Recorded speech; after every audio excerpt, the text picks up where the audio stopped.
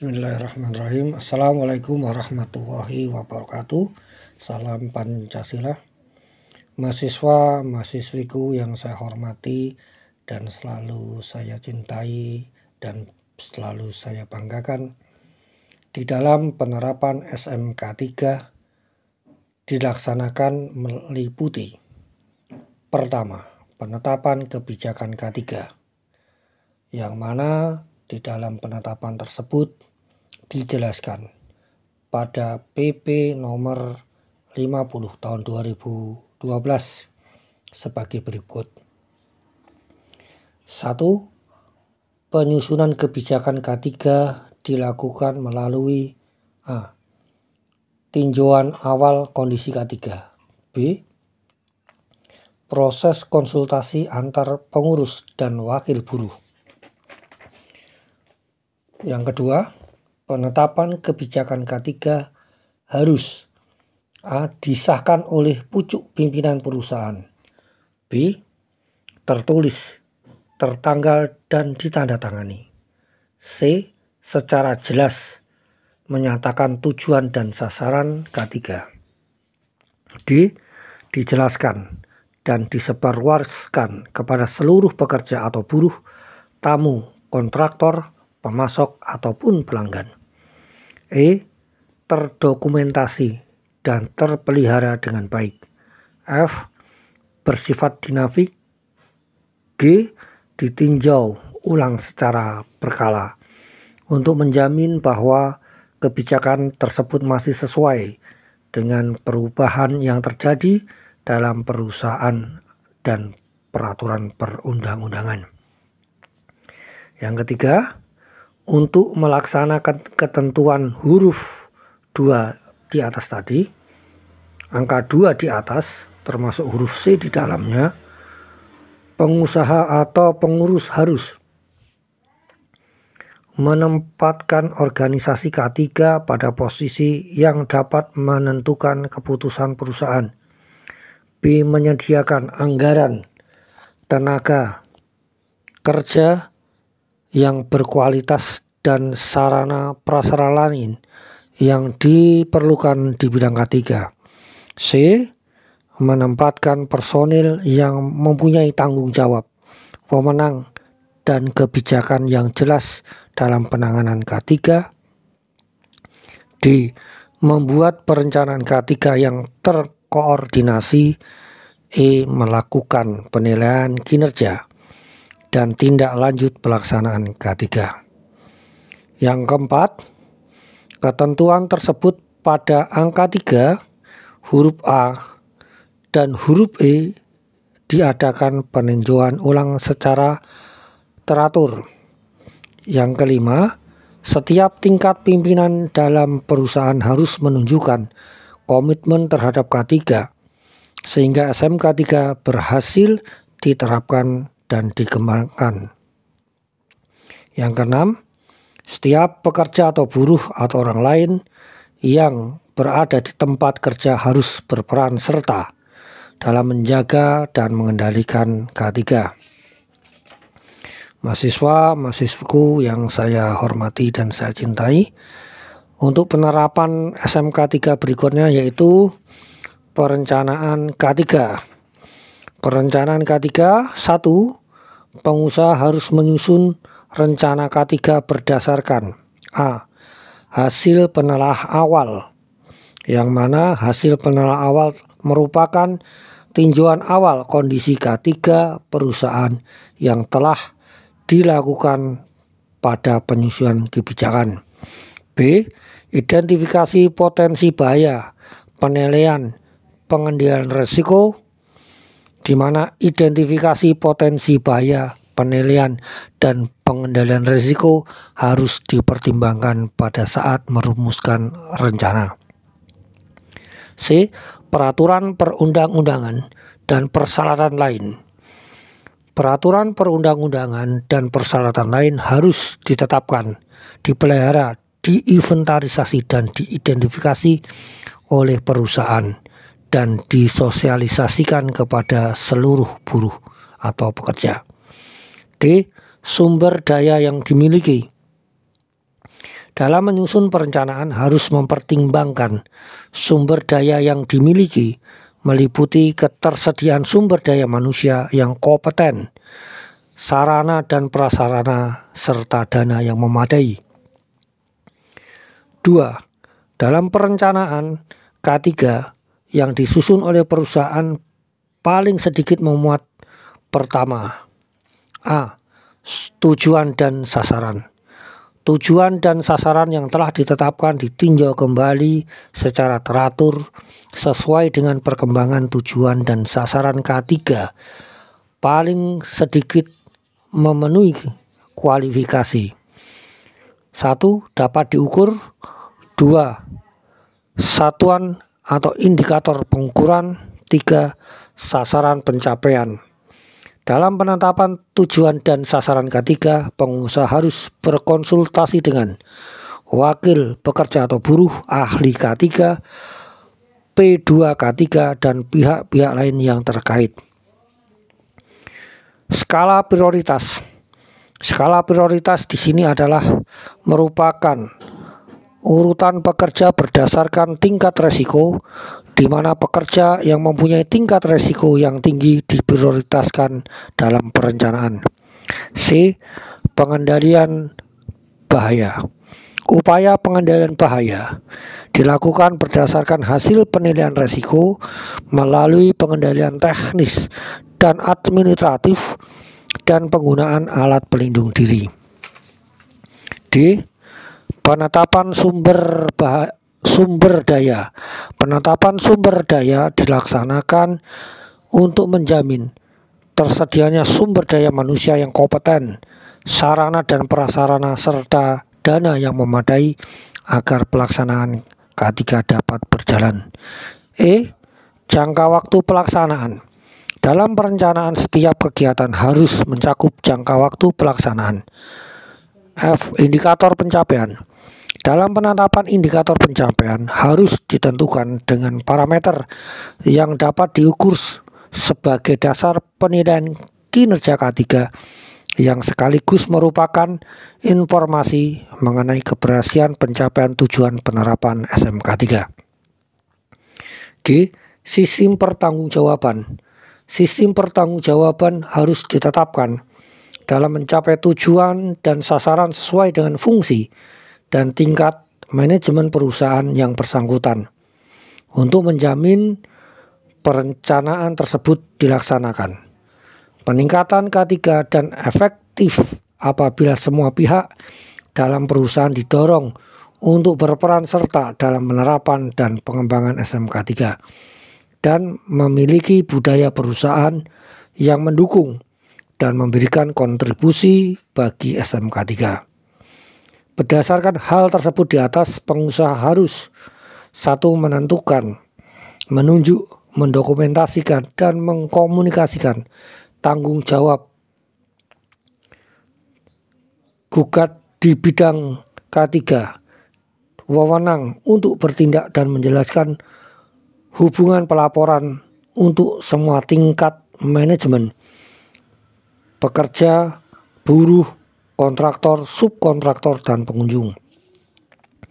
2. Mempunyai prosedur untuk memantau dan mengomunikasikan setiap perubahan tanggung jawab dan tanggung gugat yang berpengaruh terhadap sistem dan program K3.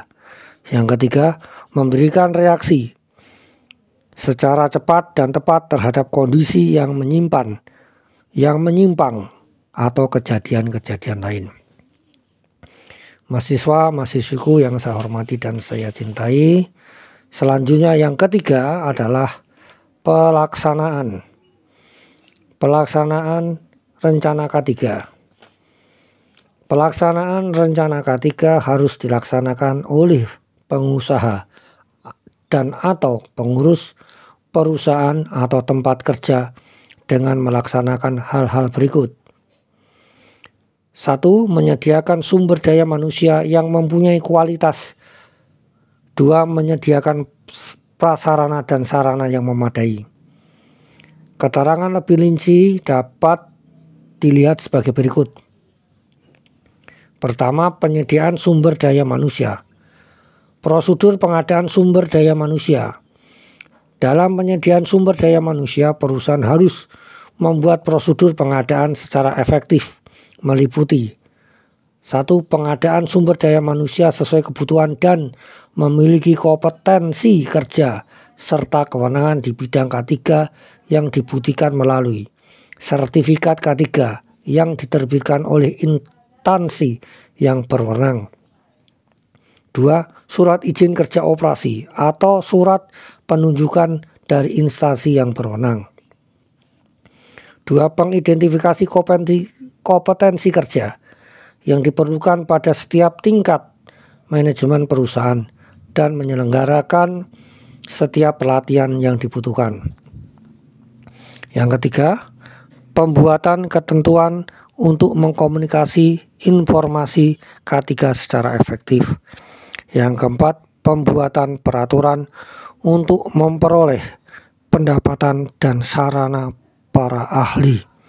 Yang kelima, pembuatan peraturan untuk pelaksanaan konsultasi dan keterlibatan pekerja atau buruh secara efektif.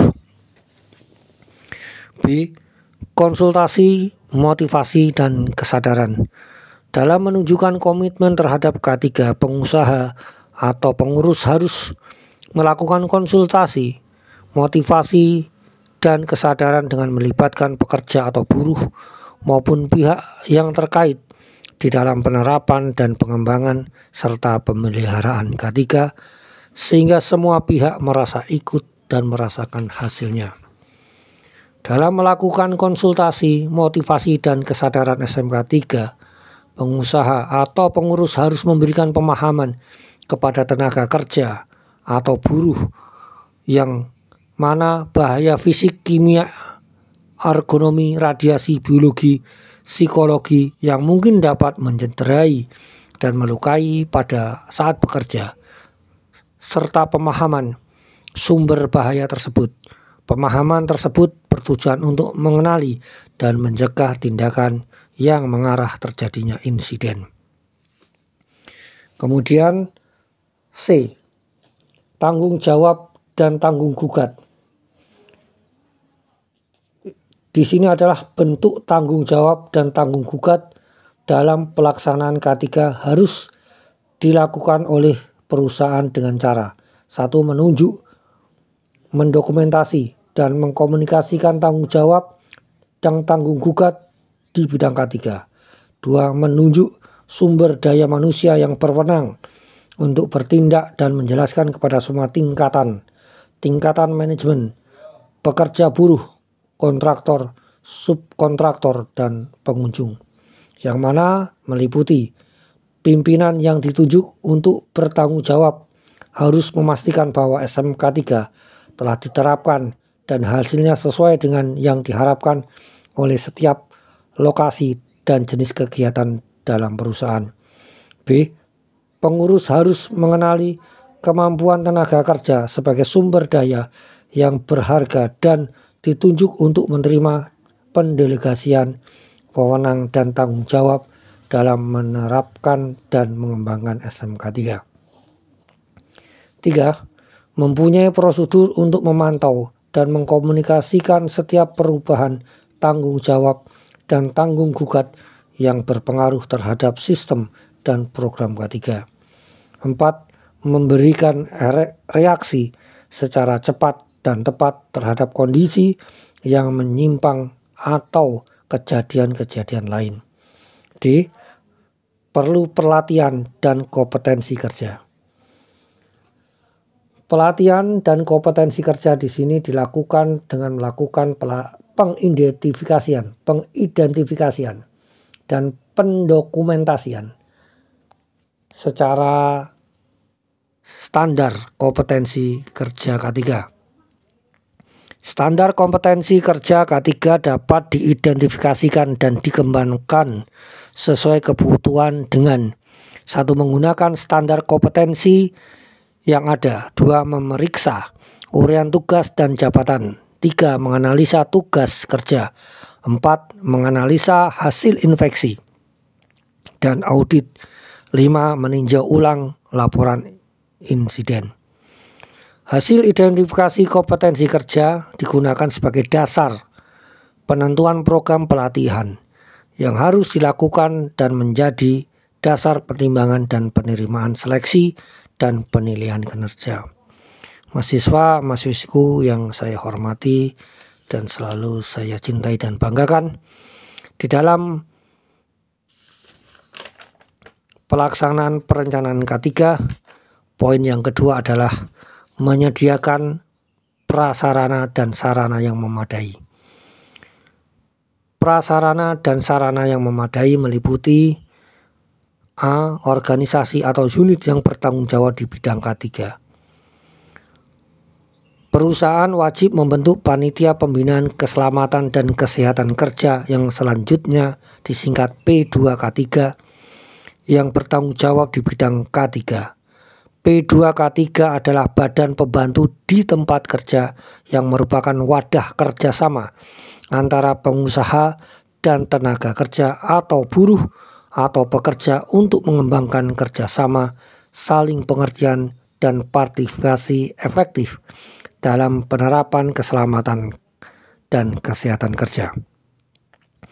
Keanggotaan P2K3 terdiri dari unsur pengusaha dan tenaga kerja dan buruh yang tersusunannya terdiri dari ketua, sekretaris, dan anggota. P2K3 mempunyai tugas memberikan saran dan pertimbangan baik diminta maupun tidak kepada pengusaha atau pengurus mengenai masalah keselamatan dan kesehatan kerja. B. Anggaran. Perusahaan harus mengalokasikan anggaran untuk pelaksanaan K3 secara menyeluruh, antara lain untuk 1. Keberlangsungan organisasi K3. 2. Pelatihan SDM dalam mewujudkan kompetensi kerja. 3. Pengadaan prasarana dan sarana K3 termasuk alat evakuasi, alat pengendalian, dan alat pelindung diri. C. Prosedur operasi kerja, informasi dan pelaporan serta pendokumentasi. 1. Prosedur operasi kerja harus disediakan pada setiap jenis pekerjaan dan dibuat melalui analisis pekerjaan berwawasan K3, Job Safety Analysis (JSA) oleh personil yang berkompeten. Yang kedua, prosedur informasi K3 harus menjamin pemenuhan kebutuhan untuk A. Mengkomunikasi hasil dari sistem manajemen. B. Melakukan identifikasi dan menerima informasi K3. C. Menjamin bahwa informasi K3 yang terkait dikomunikasikan kepada orang-orang di luar perusahaan yang membutuhkan. Informasi yang perlu diinformasikan adalah meliputi prasyarat eksternal atau peraturan perundang-undangan dan internal atau indikator kinerja K3. Kemudian ada izin kerja, ada permit work terkenalnya. Hasil identifikasi atau penilaian pengendalian risiko yang sumber bahaya yang meliputi keadaan mesin-mesin, pesawat-pesawat, alat-alat kerja, dan lain-lain. Di kegiatan pelatihan K3. E. Kegiatan infeksi, kalibrasi, dan pemeliharaan. F. Pemantauan data. Kemudian hasil pengkajian kecelakaan. Ada identifikasi produk. Ada informasi mengenai pemasok dan kontraktor. Ada audit dan peninjauan ulang SMK 3. Mahasiswa-mahasiswiku yang saya hormati dan selalu saya cintai, di mana prosedur pelaporan informasi tersebut yang terkait harus ditetapkan untuk menjamin bahwa pelaporan yang tepat waktu dan memantau pelaksanaan SMK 3 sehingga kinerja dapat ditingkatkan. Prosedur pelaporan itu terdiri atas prosedur pelaporan internal yang harus ditetapkan untuk menangani 1. Pelaporan terjadinya insiden, 2. Pelaporan ketidaksesuaian, 3. Pelaporan kinerja keselamatan dan kesehatan kerja, 4. Pelaporan identifikasi sumber bahaya. Pelaporan selanjutnya adalah prosedur pelaporan eksternal yang harus ditetapkan melalui prosedur pelaporan eksternal yang harus ditetapkan untuk menangani pelaporan yang dipersyaratkan sesuai peraturan perundang-undangan, pelaporan kepada pemegang saham atau pihak yang terkait. Harus disampaikan kepada pihak manajemen atau pemerintah. Yang keempat, pendokumentasian kegiatan K3 digunakan untuk menyatukan secara sistematik kebijakan, tujuan dan sasaran K3. B. Menguraikan sarana pencapaian tujuan dan sasaran K3. 3. Mendokumentasikan peran, tanggung jawab dan prosedur. D. Memberikan arahan dokumen yang terkait dan menggunakan unsur-unsur lain dari sistem manajemen perusahaan. E. Menunjukkan bahwa unsur-unsur SMK 3 sesuai untuk perusahaan yang diterapkan. Mahasiswa-mahasiswiku yang saya hormati, dalam pendokumentasian kegiatan K3, perusahaan harus menjamin bahwa dokumentasi atau dokumen dapat diidentifikasi sesuai dengan uraian tugas dan tanggung jawab perusahaan. Dokumen ditinjau ulang secara berkala dan jika diperlukan dapat direvisi. Dokumen sebelum diterbitkan harus terlebih dahulu disetujui oleh personel yang berwenang. Dokumen versi terbaru harus tersedia di tempat kerja yang dianggap perlu. Dokumen yang telah usang harus segera disingkirkan. Dokumen mudah ditemukan, bermanfaat dan mudah dipahami. D. Instruksi kerja. Instruksi kerja merupakan prioritas tertulis atau tidak tertulis untuk melaksanakan pekerjaan dengan tujuan untuk memastikan bahwa setiap pekerjaan dilakukan sesuai persyaratan K3 yang telah ditetapkan. Mahasiswa-mahasiswiku yang saya hormati, saya cintai dan selalu saya banggakan, kegiatan dalam pelaksanaan rencana K3 paling sedikit meliputi 1. Tindakan pengendalian. Tindakan pengendalian harus diselenggarakan oleh setiap perusahaan terhadap kegiatan-kegiatan, produk barang, dan jasa yang dapat menimbulkan risiko kecelakaan dan penyakit akibat kerja. Tindakan pengendalian dilakukan dengan mendokumentasikan dan melaksanakan kebijakan. Meliputi A. Standar bagi tempat kerja, B.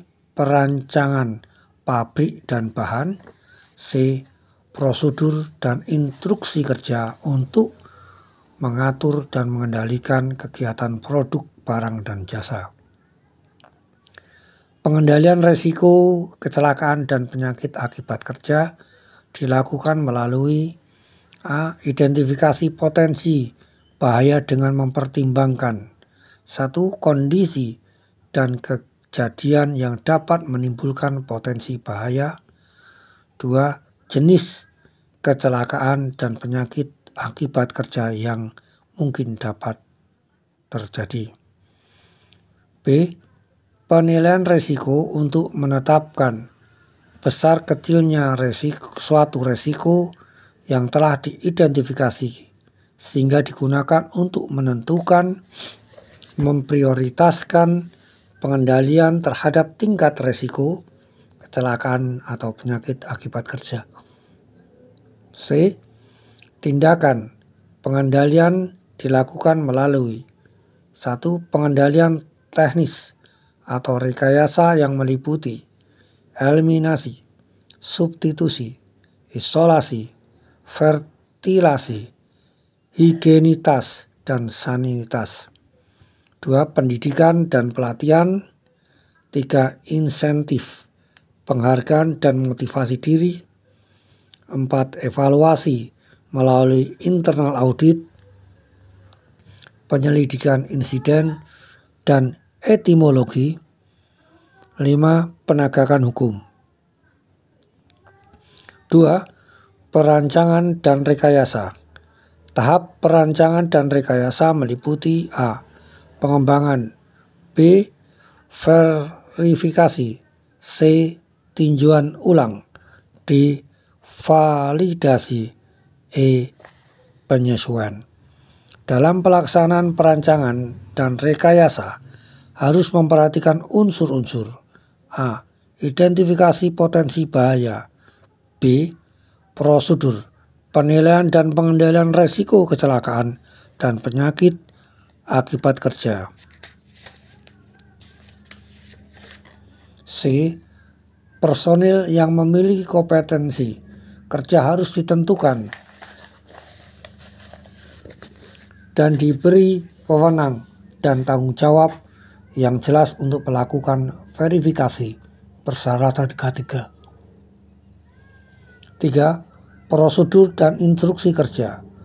Prosedur dan instruksi kerja harus dilaksanakan dan ditinjau ulang secara berkala, terutama jika terjadi perubahan peralatan, prosedur, atau bahan baku yang digunakan oleh personal dengan melibatkan para pelaksana yang memiliki kompetensi kerja dalam menggunakan prosedur. 4. Penyerahan sebagian pelaksanaan pekerjaan. Perusahaan yang akan menyerahkan sebagian pelaksanaan pekerjaan kepada perusahaan lain harus menjamin bahwa perusahaan lain tersebut memenuhi persyaratan K3. Verifikasi terhadap persyaratan K3 tersebut dilakukan oleh personal yang kompeten dan berwenang serta mempunyai tanggung jawab yang jelas. 5. Pembelian atau pengadaan barang dan jasa. Sistem pembelian atau pengadaan barang dan jasa harus A. Terintegrasi dalam strategi penanganan pencegahan dan kecelakaan dan penyakit akibat kerja. B. Menjamin agar produk, barang dan jasa serta mitra kerja perusahaan memenuhi persyaratan K3. C. Pada saat barang dan jasa diterima di tempat kerja, perusahaan harus menjelaskan kepada semua pihak yang menggunakan barang dan jasa tersebut mengenai identifikasi, penilaian, dan pengendalian resiko kecelakaan dan penyakit akibat kerja. 6. Produk akhir.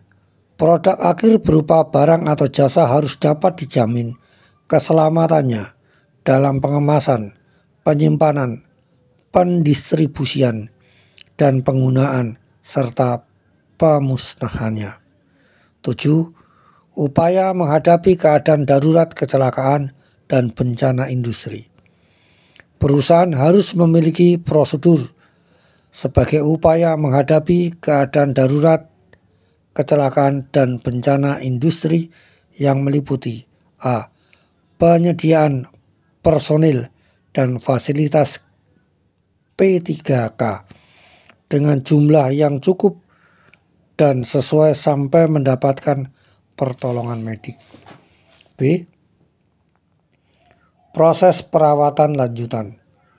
Prosedur mengenai keadaan darurat harus diuji secara berkala oleh personil yang memiliki kompetensi kerja dan untuk instalasi yang mempunyai bahaya besar harus dikoordinasikan dengan instansi terkait yang berwenang untuk mengetahui kehandalan pada saat kejadian yang sebenarnya.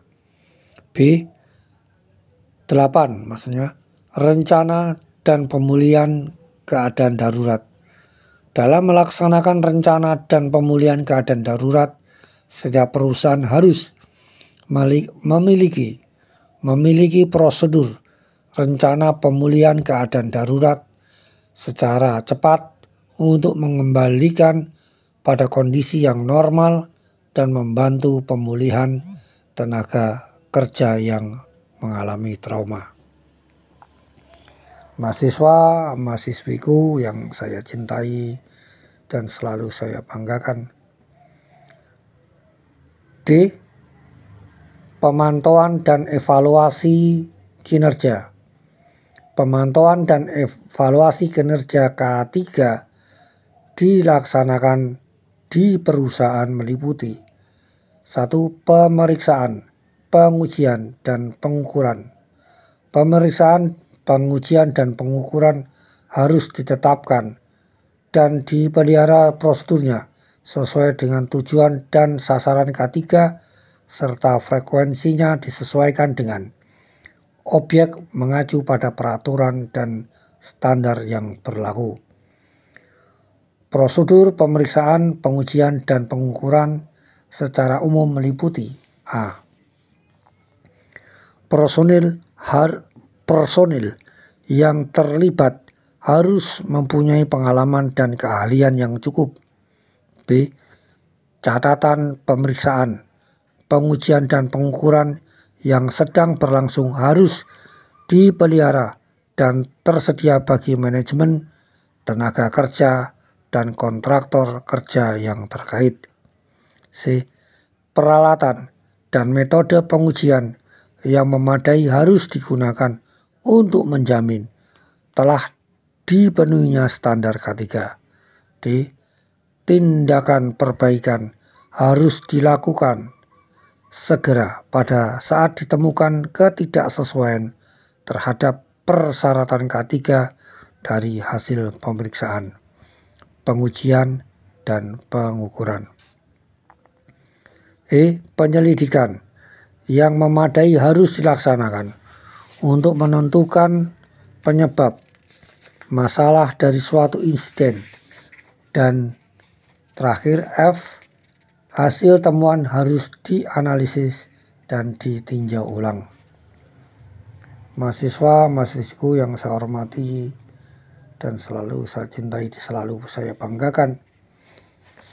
Untuk audit eksternal SMK3 ini, audit internal SMK3 harus dilakukan secara berkala untuk mengetahui keefektifan penerapan SMK3. Audit SMK3 dilaksanakan secara sistematik, independen oleh personil yang memiliki kompetensi kerja dengan menggunakan metodologi yang telah ditetapkan. Pelaksanaan audit internal dapat menggunakan kriteria audit eksternal sebagaimana tercantum pada lampiran 2 PP 50 dan pelaporannya dapat menggunakan format laporan yang tercantum pada lampiran 3 peraturan tersebut. Frekuensi audit harus ditentukan berdasarkan tinjauan ulang hasil audit sebelumnya dan bukti sumber bahaya yang didapatkan di tempat kerja. Hasil audit harus digunakan oleh pengurus dalam proses tinjauan ulang manajemen. Hasil temuan dari pelaksanaan pemantauan dan evaluasi kinerja serta audit SMK3 harus didokumentasikan dan digunakan untuk tindakan perbaikan dan pencegahan. Pemantauan dan evaluasi kinerja serta audit SMK3 dijamin pelaksanaannya secara sistematik dan efisien serta efektif oleh pihak manajemen. Masuk pada E. Peninjauan dan peningkatan kinerja SMK3. Untuk menjamin kesesuaian dan efektivitas dan efisiensi yang berkesinambungan guna mencapai tujuan SMK 3, pengusaha atau pengurus perusahaan atau tempat kerja harus 1. Melakukan tinjauan ulang terhadap penerapan SMK 3 secara berkala. 2. Tinjauan ulang SMK 3 harus dapat mengatasi implikasi K3 terhadap seluruh kegiatan produk barang dan jasa termasuk dampaknya terhadap kinerja perusahaan. Tinjauan ulang penerapan SMK 3 paling sedikit meliputi 1. Evaluasi terhadap kebijakan K3, 2. Tujuan dan sasaran dan kinerja K3, 3. Hasil temuan audit SMK 3, 4. Evaluasi efektivitas penerapan SMK 3 dan kebutuhan untuk pengembangan SMK 3. Perbaikan dan peningkatan kinerja dilakukan berdasarkan pertimbangan 1. Perubahan peraturan perundang-undangan, 2. Tuntunan dari tuntutan dari pihak yang terkait dan pasar, 3. Perubahan produk dan kegiatan perusahaan, perubahan struktur organisasi perusahaan, perkembangan ilmu pengetahuan dan teknologi termasuk epidemiologi, hasil kajian kecelakaan dan penyakit akibat kerja, adanya pelaporan dan atau adanya saran dari pekerja dan buruh. Mahasiswa-mahasiswiku yang saya hormati dan saya cintai dan selalu saya banggakan, untuk pertemuan kali ini saya cukupkan sampai di sini. Silahkan dikerjakan tugasnya, silahkan dikerjakan evaluasinya dengan ditulis dan difoto serta dikumpulkan ke WA saya. Terima kasih atas perhatiannya, selamat belajar. Tetap semangat. Wassalamualaikum warahmatullahi wabarakatuh.